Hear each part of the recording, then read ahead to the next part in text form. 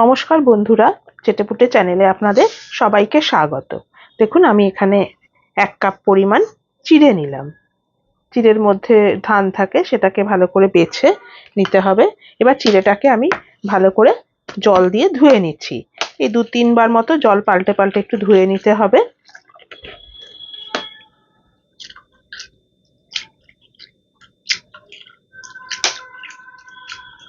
দেখুন চিড়েটা ভালো করে ধোয়া হয়ে গেছে। এবার সামান্য একটু জল দিয়ে আমি চিড়েটাকে একটু ভিজিয়ে দিচ্ছি, যাতে চিড়েটা একটু নরম হয়ে যায়।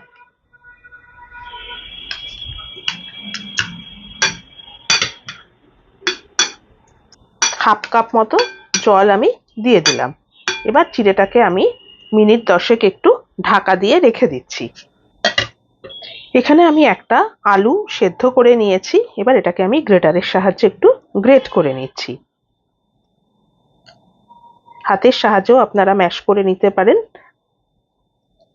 হাতের সাহায্যে ম্যাশ করলে ভালো করে খেয়াল রাখবেন কোনো দানা যেন না থাকে। 10 মিনিট বাদে দেখুন আমি চিড়েটাকে নিয়ে আসলাম, ঢাকনাটা সরিয়ে দিলাম। আর আলুটাকেও দেখুন এই যে গ্রেট করে আমি রেখে দিয়েছি। এবারে আমি হাতের সাহায্যে চিড়েটাকে আগে ভালো করে আমি মেখে নেব। এই কাজটা কিন্তু আপনারা মিক্সিতেও করে নিতে পারেন। নরম হয়ে গেছে একদম। একটু পাতলা চিড়ে ইউজ করলে খুবই সুবিধা হবে করতে। দেখুন চিড়েটা আমার পুরো মাখা হয়ে গেছে, একদম মিশে যায়। এইভাবে ভালো করে এটাকে মেখে নিতে হবে।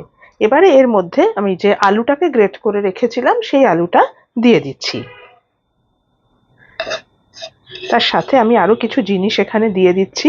কাঁচির সাহায্যে একটা কাঁচা লঙ্কা কেটে দিচ্ছি আমি। পুরোটা দেব না, অর্ধেকটাই দিয়ে দিলাম। দিয়ে দিচ্ছি 1 টেবিল স্পুন গ্রেটেড গাজর। দিয়ে দিচ্ছি 1 টেবিল স্পুন ধনেপাতা। স্বাদ মতো দিয়ে দিচ্ছি নুন। সামান্য 2-4 দানা দিয়ে দিচ্ছি চিনি। দিয়ে দিচ্ছি সামান্য একটু পরিমাণ ঝাল লঙ্কার গুঁড়ো। একটু দিয়ে দিচ্ছি চিলি ফ্লেক্স, এটা অপশনাল, এটা একটু স্পাইসি হবে। এবারে আমি এখানে দিয়ে দিচ্ছি হাফ কাপ পরিমাণ আটা। এর পরিবর্তে আপনারা ময়দাও দিতে পারেন। পুরোটা আমি একবারে দিলাম না, আবার লাগলে আমি দেব। এবারে আমি এটাকে ভালো করে মেখে নিচ্ছি। তার আগে আমি দিয়ে দিচ্ছি 1 টেবিল স্পুন রিফাইন্ড অয়েল।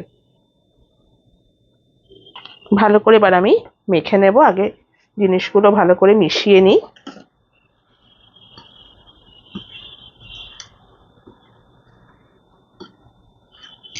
দেখুন মাখাটা আমার হয়ে গেছে। এবার এটাকে আমি বেলে নেব। চলুন আপনাদের বেলে এবারে আমি দেখাচ্ছি। দেখুন এই চিড়ে মাখাটা থেকে আমি এরকম একটু বড় বড় টাইপের লেচি করলাম, করে আমি এবার এটাকে বেলে নিচ্ছি। শুকনো আটা ছড়িয়ে এটাকে বেলতে হবে। হালকা হাতে বেলতে হবে, এটা একটু লেগে যেতে পারে তা না হলে। খুব বেশি পাতলা হবে না, একটু মোটা হবে। এরকম সাইজে বেলে নিলাম। এবারে দেখুন এরকম একটা গ্লাসের সাহায্যে আমি কেটে নিচ্ছি। আপনারা বাটির সাহায্যেও কেটে নিতে পারেন। এই যে এরকম, আর সাইডটা একটু এরকম মোটা হবে। এরকম ভাবে সবগুলো রেডি করে আমি আপনাদের দেখাচ্ছি। দেখুন আমি এভাবে এগুলো রেডি করে নিয়ে আসলাম। আমি আজকে আপনাদেরকে বানিয়ে দেখাচ্ছি চিড়ে আর সেদ্ধ আলুর পুরি। চলুন এবার এগুলোকে আমি ভেজে দেখাই। দেখুন আমি একটা প্যান বসিয়ে দিয়েছি।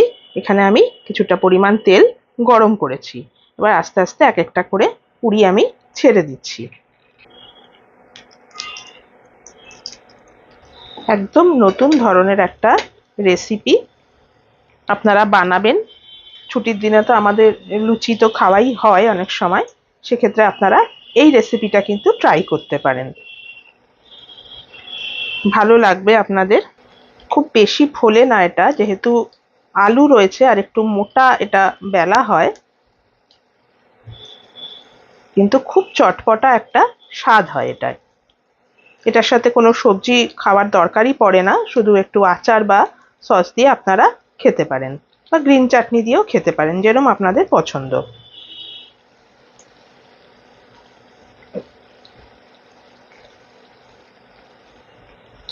উল্টে পাল্টে এটাকে ভেজে নিতে হবে। অল্প অল্প দেখুন ফুলে উঠছে। এটা গরম গরমই খাবেন, খুব ভালো লাগবে খেতে। এবার আমার হয়ে গেছে, এবার আমি তেল থেকে তুলে নিচ্ছি, নিয়ে আরো যেগুলো আছে সেগুলো ভেজে আমি আপনাদেরকে এটা সার্ভ করে দেখাচ্ছি। তাহলে বন্ধুরা, রেডি হয়ে গেল আমার আজকে এই চিড়ে আর সেদ্ধ আলু দিয়ে তৈরি ব্রেকফাস্ট রেসিপি। আপনারা কিন্তু অবশ্যই ছুটির দিনে একবার এটা ট্রাই করবেন, আমার মনে হয় আপনাদের সবার খুব ভালো লাগবে।